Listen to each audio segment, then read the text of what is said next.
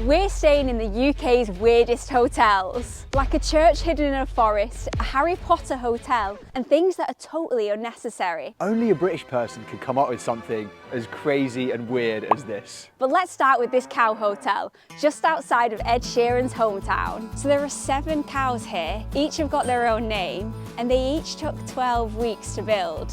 And they have their own pair of udders. Because these cows are in a field on a working farm, when you wake up in the morning, you could be surrounded by animals. Oh, hell no! And if you stay here, you get free access into the farm. But how do you get into them? You enter through the cow's back door and... It's compact, it's cosy, but it has everything you need. The bed sheets are cow print, and when you walk in, the doormat looks like a patch of grass. I have this theory that it's going to be a little bit like Toy Story, so when we go to sleep tonight, the cows are all going to wake up and talk to each other. You might also be wondering, where is the bathroom? So it's about a 2-minute walk from here, and there's a shared shower and bathroom space. There's only 7 cows here, so I feel like that's fine.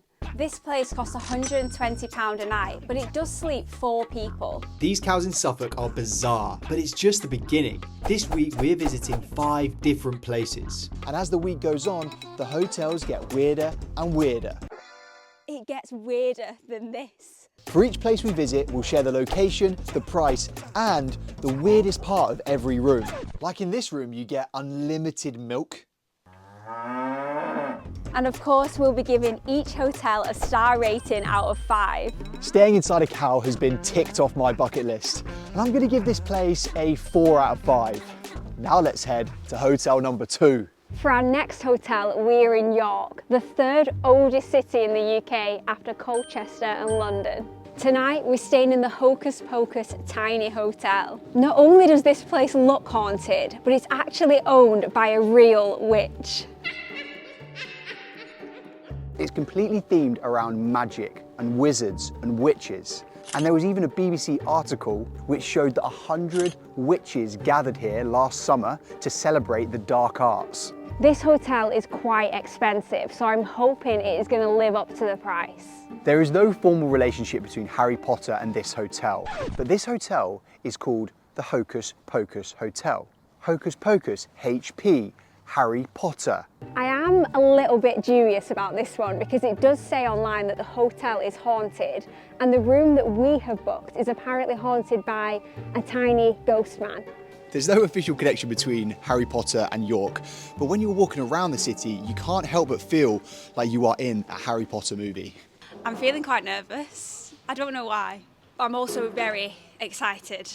Here it is, the Hocus Pocus Tiny Hotel.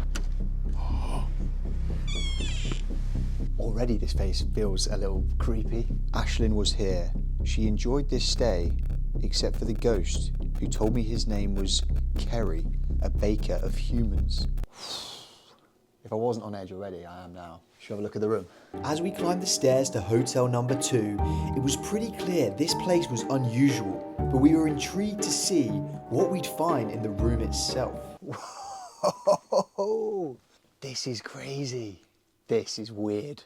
This hotel only has 5 rooms, and every single room is completely different. It's like being on a Disney ride, but a bedroom version. I don't know if it's intentional, but the room is so creaky. I'm getting creeped out, and we've been in here for about 10 minutes. We've chosen to stay in the library room, and there's just so many little intricacies that I need to show you.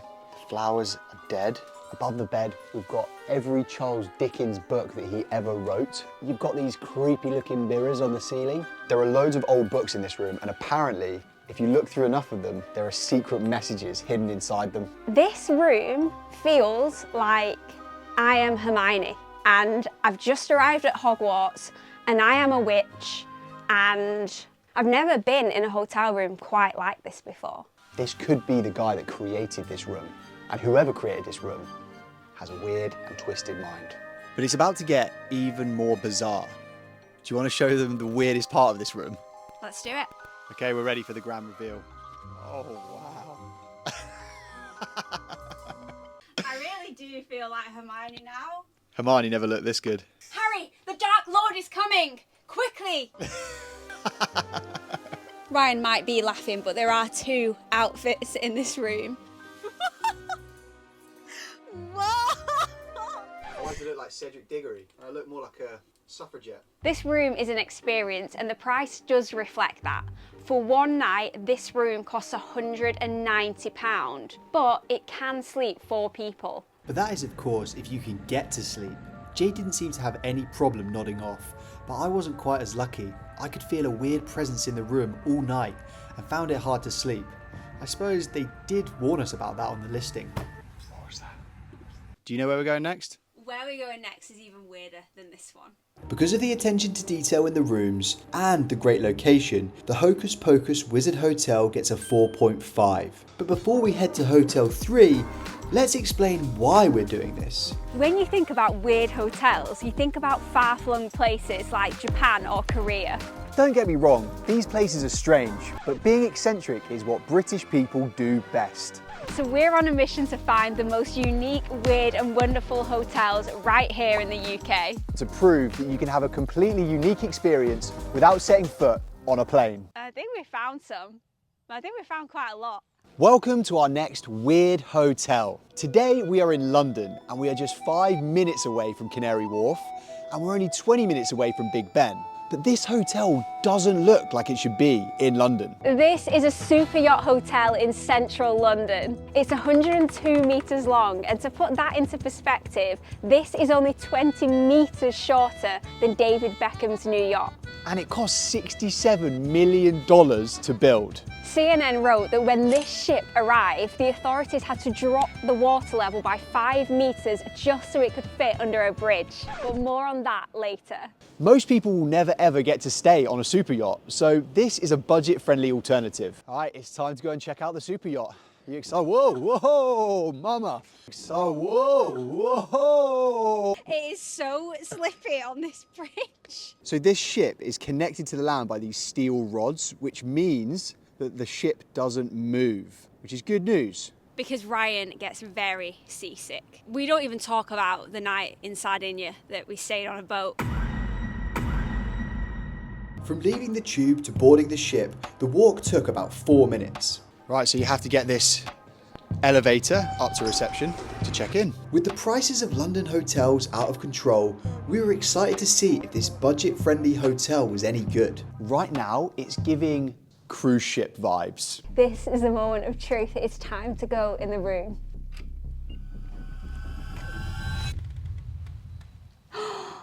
This is our room on board a London super yacht. I never thought I would stay on a super yacht, but here I am. From the second that you step foot on the ship, from getting the lift, the elevator doors opening into the grand foyer, everything about it is such an experience. When we checked in, I was a little bit worried that this was going to be a cruise ship room. I am pleasantly surprised. This room is huge. But the best bit about this room isn't inside the room, it is outside. So if we head out onto our balcony on this lovely, crisp January morning and you peek around the corner, you have an amazing view of Canary Wharf and that weird cable car that goes over the Thames. Ahoy there! What's it like on land? So whilst this balcony is the coolest thing about this hotel, the weirdest thing is how it got here. So this super yacht was built in Finland, but an engine cost $27 million extra. So they decided to not add one to the ship, which means this ship didn't sail here from Finland. It actually got towed by a motorboat, and it took 2 weeks to get here. This room for one night cost £155, and that included breakfast. And bear in mind, some hotels in London with no windows can run you £250 very easily. You're joking. After sleeping with one eye open last night, it was nice to bed down on a luxurious super yacht. We needed some rest because we had a big day tomorrow. And with that, I think it's time to move to our next weird UK hotel.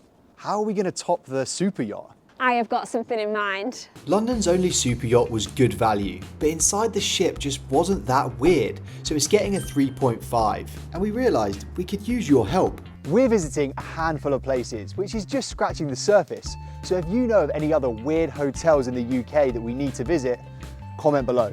And also, these hotels can cost a lot of money. So what should they do, Jade? Subscribe to Live the Dash. Okay, on to hotel number 4. Tonight we are staying inside a chapel hidden in a forest. I've never been to Shropshire before, but it is sandwiched in between Wales and Birmingham, and it's surprisingly a lovely part of the UK. This was originally a flat pack Victorian chapel, and back then you could buy these from a supermarket. This chapel was featured on George Clark's Amazing Spaces. And the family that own it collect buildings, so this is one of many interesting spots in this forest. We had to book this place for 5 nights, and it wasn't cheap, so hopefully we like it. If you are easily scared, I'm not sure that this place is for you because I want to show you just how remote it is. We've got the bathroom behind us and the kitchen, and then there is nothing but forest. And it is so quiet. When we checked in, they asked us if we had a torch, because if you want to leave this place at the night, you will need a torch. I mean, I'm not gonna lie, this place looks like the setting of a horror movie. But I wonder what it's like inside. Before we've even got inside, I've noticed something really odd. Just before you step into the room, you actually are supposed to hang your coat on these deer feet. I don't know how I feel about that. The second that you walk in, you feel like you're in a chapel, but it is surprisingly cosy and homely in here. It's like stepping back in time. The Aga is blasting out heat, and some of the artwork is from 1816. Everything you look at probably has a real story to tell, and this isn't its first life. I'm also a little bit worried that I might have an encounter with a spider here. It's just giving me that energy. Now, let's go and explore upstairs. You have 2 very unique bedrooms that are connected by a bridge. No church is complete without its own organ. That could only happen in a chapel in the forest. But to show you the weirdest part of this room, we actually need to head back outside. This room comes with its own bell. But bells don't come cheap. This place costs £140 a night, but you have to stay for 4 nights, so it gets expensive. Another weird hotel bites the dust. On to the next one. If it wasn't so expensive, the chapel in the forest would have got a higher score, but it's a 3 out of 5 from us, which leaves us with just one weird hotel left to tick off. We have made it to our final spot of the trip, and we hope this video has shown you that there are some weird and unique places to stay right here in the UK. But we think we have saved the weirdest until last. Only a British person could come up with something as crazy and weird as this. You will not be disappointed with this one. But you might be surprised by the final rating. We are in Nantwich, which is a town in Cheshire. And as you can see, tonight we're going to be staying inside the belly of an owl. It doesn't get more eccentric than this. The owl is made out of solid oak, and it's probably the most unique place I'm ever gonna stay. But without further ado, I think we should get inside and see what it's like in there. I'm gonna miss staying in weird hotels, but I think we have saved the best till last. Oh, hey, glad to see you here. Come into my owl. This tiny room doesn't have a bed and it doesn't have any Wi-Fi, but this sofa pulls out into a double bed and all of the bed sheets are inside this box. The kitchenette here is quite basic, and I don't think there's any options for takeaway, so it's either toast or a microwave meal. Through this door, we have a fully working bathroom. And if you look directly up, you can see into the owl's head. This thing is a work of art. If you come to stay in this owl and feel like you need Wi-Fi, then maybe there is a problem. The owl is definitely one for the summer because it gets cold at night. So it's a 2-star for a January stay, but a 4-star if you were to come in August. Which leaves just one question. Where should we go next?